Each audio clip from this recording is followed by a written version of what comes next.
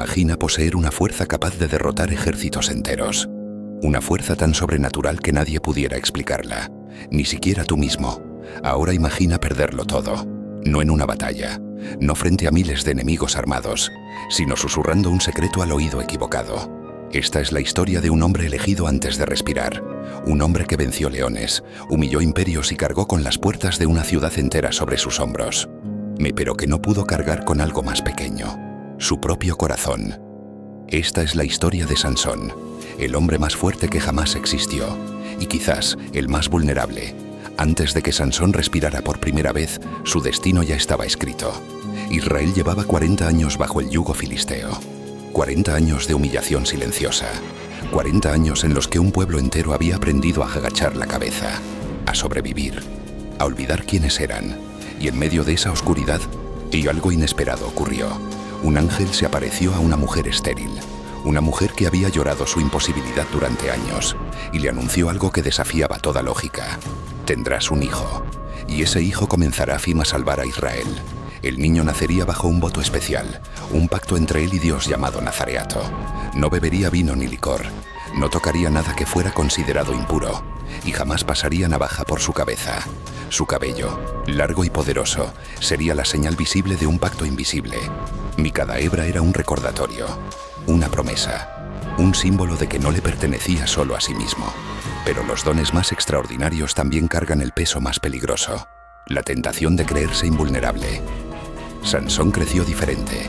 Todos lo sabían. Sus padres lo miraban con asombro mezclado con temor. ¿Cómo se educa a alguien llamado a cambiar la historia? Desde niño había algo en él que no podía explicarse con palabras. Una energía que desbordaba. Y un fuego en los ojos que desconcertaba a quienes lo rodeaban.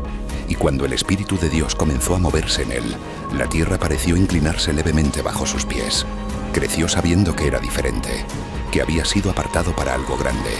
Pero nadie le enseñó a manejar eso. Nadie le advirtió que el don más alto también podía convertirse en la carga más aplastante si el carácter no crecía al mismo ritmo que la fuerza. El día llegó sin anunciarse. Ni Sansón caminaba solo por los viñedos de Timnat cuando escuchó el rugido. Un rugido que miró el aire. Un rugido que habría hecho huir a cualquier hombre razonable.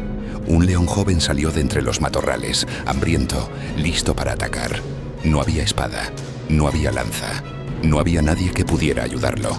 Solo el viento. Y algo dentro de él que comenzó a mirder. El Espíritu de Dios descendió sobre él con una fuerza que no tenía nombre.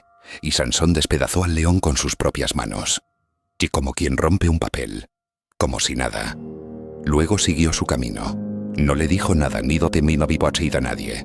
Pero algo cambió en él esa tarde. Comprendió de una vez y para siempre que era invencible. Y esa sensación, embriagadora y peligrosa, comenzó a seducirlo lentamente. El problema con sentirse invencible es que se convierte en una filosofía de vida. Sansón empezó a jugar con el fuego, no por ingenuidad, sino por exceso de confianza. Se enamoró de mujeres filisteas, en exactamente el pueblo que debía combatir. Frecuentó lugares que no debía frecuentar. Aceptó invitaciones que debía rechazar. Se acercó demasiado a aquello que debía mantener a distancia. Sus padres lo advirtieron. No hay ninguna mujer entre tu propio pueblo. ¿Por qué buscas esposa entre los filisteos? Pero Sansón ya había tomado una decisión. Quería lo que quería. Y su fuerza le había enseñado que siempre podía obtenerlo. Derrotaba ejércitos con facilidad. Rompía cuerdas como si fueran hilos. Y destruía fortalezas con sus manos desnudas. Pero no sabía dominar algo mucho más pequeño. Sus propios impulsos. Su fuerza era real, extraordinaria, incomparable. Pero su carácter era una grieta esperando convertirse en abismo. Y cada pequeña concesión, cada línea que cruzaba pensando que el precio sería manejable, lo acercaba un poco más al borde. Entonces apareció ella, Dalila. La historia no nos dice si era hermosa como el amanecer o hermosa como una tormenta. Pero sí sabemos el efecto que tuvo sobre él. Su voz lo desarmó, su presencia lo nubló. Su cercanía le hizo bajar la guardia de una manera que ningún ejército había logrado jamás. Pero detrás de esa mirada había algo que Sansón no quiso ver. Los 5 gobernantes de los filisteos habían llegado a ella con una propuesta. 11.000 piezas de plata, una fortuna imposible de ignorar. Descubre de dónde viene su fuerza. Encuéntranos la manera de vencerlo. Y Dalila aceptó.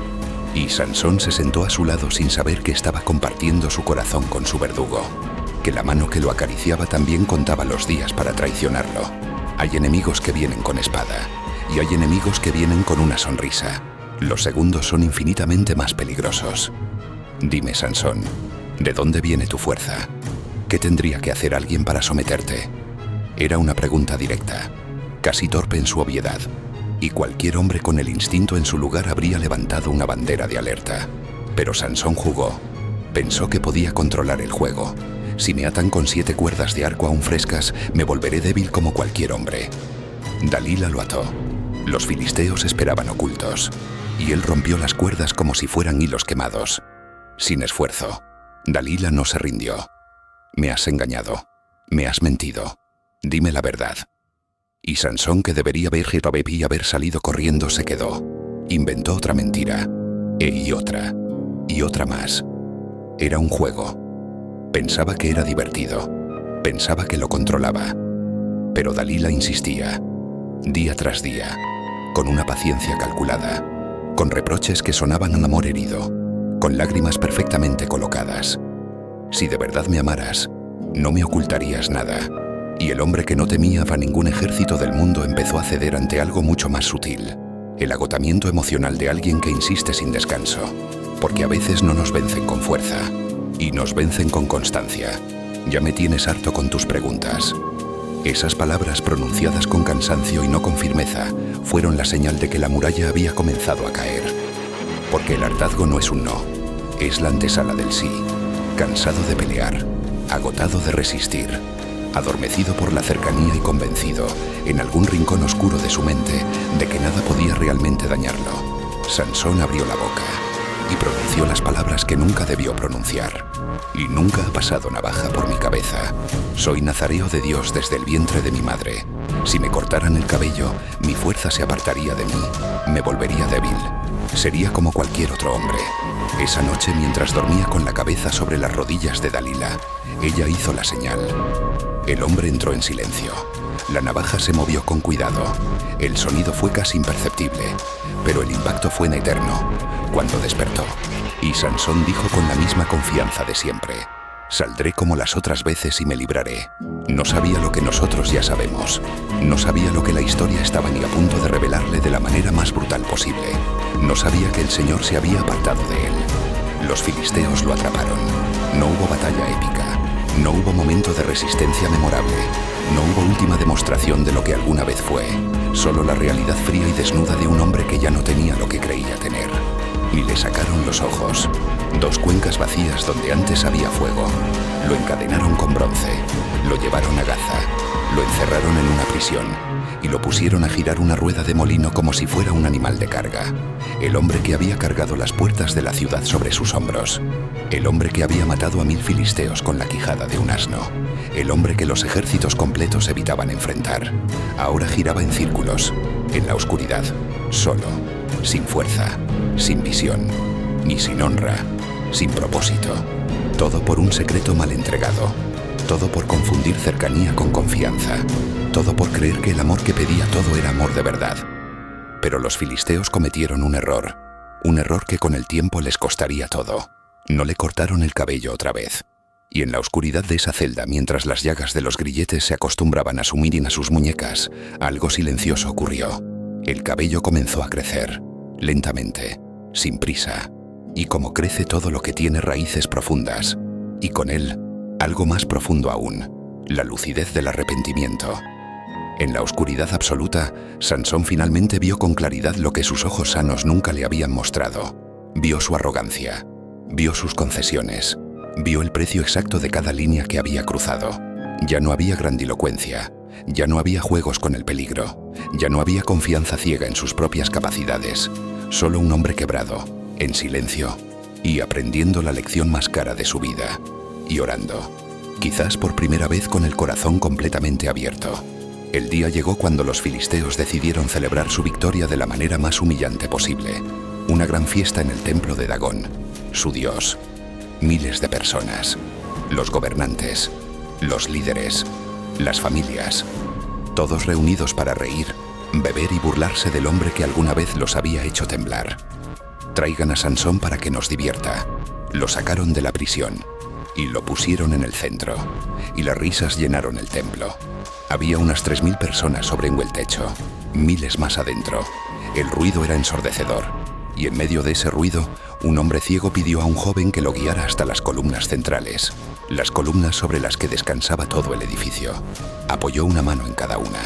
Cerró los ojos, aunque ya no le hacía falta cerrarlos, y oró, no con las palabras de quien suplica desde el orgullo, y sino con las palabras de quien ha sido quebrado y sabe exactamente lo que es sin Dios.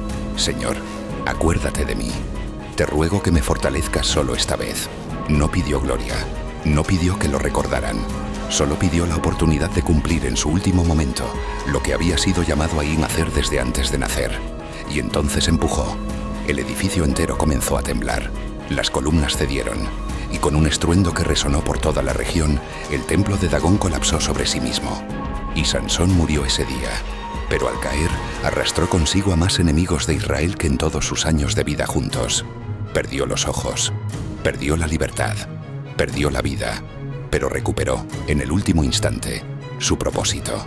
Sansón no cayó en un campo de batalla, cayó en una conversación íntima, en una habitación tranquila, en el lugar donde uno baja la guardia porque cree estar a salvo. No perdió su fuerza ante un enemigo armado, y la perdió ante la pregunta equivocada hecha por la persona equivocada, en el momento equivocado, después de demasiadas concesiones pequeñas que parecían inofensivas. Su historia nos incomoda porque nos reconocemos en ella, porque todos hemos tenido un área de nuestra vida donde éramos fuertes ante el mundo y frágiles ante cierta persona, ante cierta emoción, ante cierto deseo, y su caída nos recuerda algo que preferimos olvidar. El talento no reemplaza el carácter, y la fuerza no compensa la imprudencia. Y las batallas más decisivas no se pelean afuera, se pelean adentro. Pero Sansón también nos deja algo más que una advertencia. Nos deja una esperanza, porque incluso después de perder los ojos, la libertad, la honra y el propósito, incluso después de tocar el fondo absoluto, hubo una oración, hubo un arrepentimiento genuino, y hubo una respuesta. El llamado que Dios pone sobre una vida no expira por los errores de esa vida. Puede dormirse, y puede enterrarse bajo años de malas decisiones. Puede parecer completamente apagado, pero si hay arrepentimiento verdadero, puede encenderse de nuevo, porque la verdadera fuerza de Sansón nunca estuvo en su cabello, estuvo en aquel que lo llamó desde el principio, y que nunca dejó de escucharlo, ni siquiera en la oscuridad de una celda, ni siquiera cuando todo lo demás ya se había perdido.